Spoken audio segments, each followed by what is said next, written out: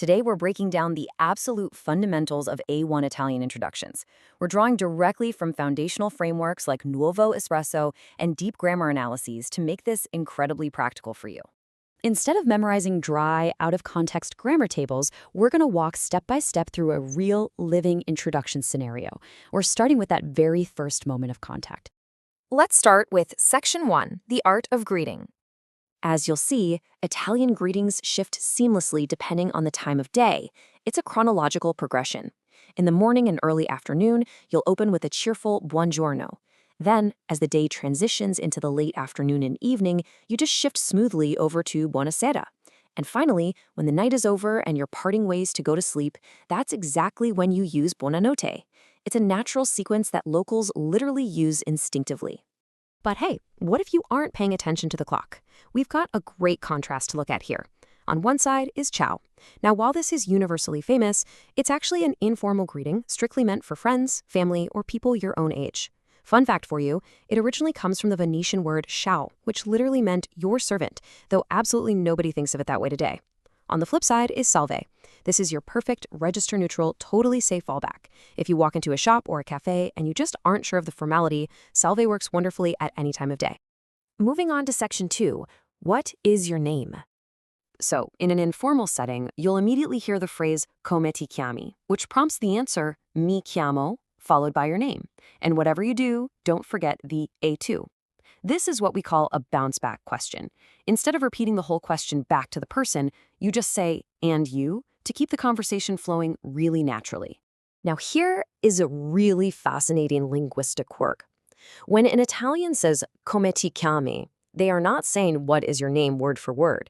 They are literally asking, how do you call yourself?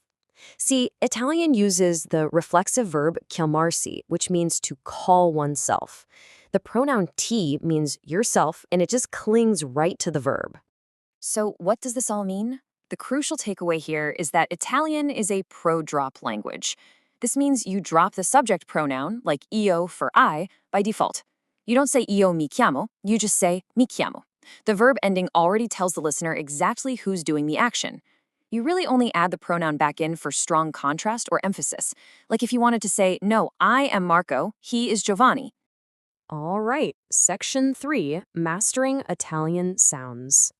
Let's decode the difference between soft and hard consonants, because this trips up so many English speakers.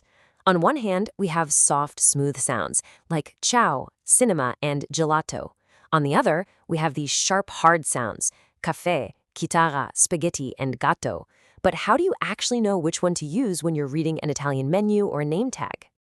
Well, the underlying rule is incredibly consistent. The vowels dictate the sound. If a C or a G is followed by an I or an E, it's soft. Think cinema or gelato. If it's followed by an A, O, or U, it's hard. Think caffè or gatto. And here's the absolute secret weapon. Throwing an H into the mix instantly hardens the consonant. That's exactly why spaghetti has an H. Without it, it'd be pronounced spaghetti. No way we want that. Next up, Section 4. Where are you from? To ask this informally, you're going to say, di dove sei? Translated literally, that means, of where are you? Italian elegantly fronts the preposition di right at the beginning of the question. You can never, ever strand a preposition at the end of a sentence like we do in English. Asking dove sei di is completely ungrammatical in Italian. It just doesn't work.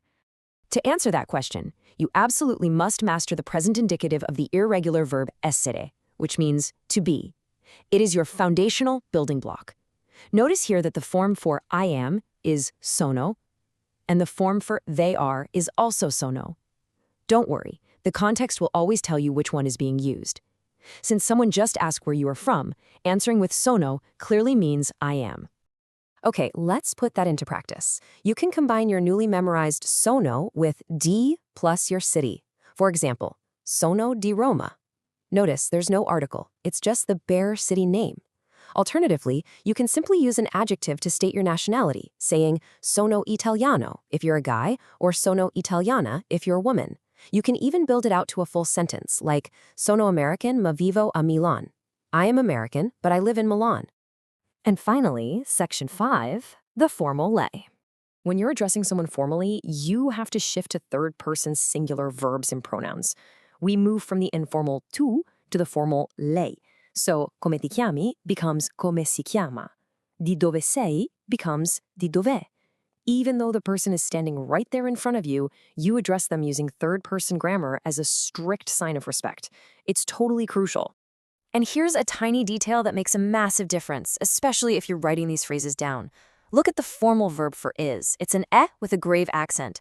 When writing in the formal register or third person, that grave accent on the is absolutely obligatory.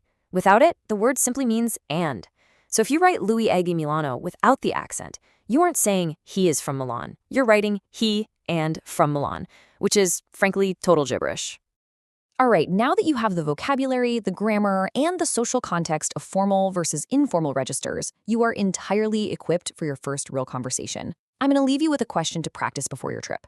Based on the rules we just unpacked, how would you formally introduce yourself and state your city to a local right now? Say it out loud, drop it in your notes, and get super comfortable with those sounds. Thanks for joining me for this explainer, and remember that first buongiorno is the absolute hardest part. Everything else is just practice.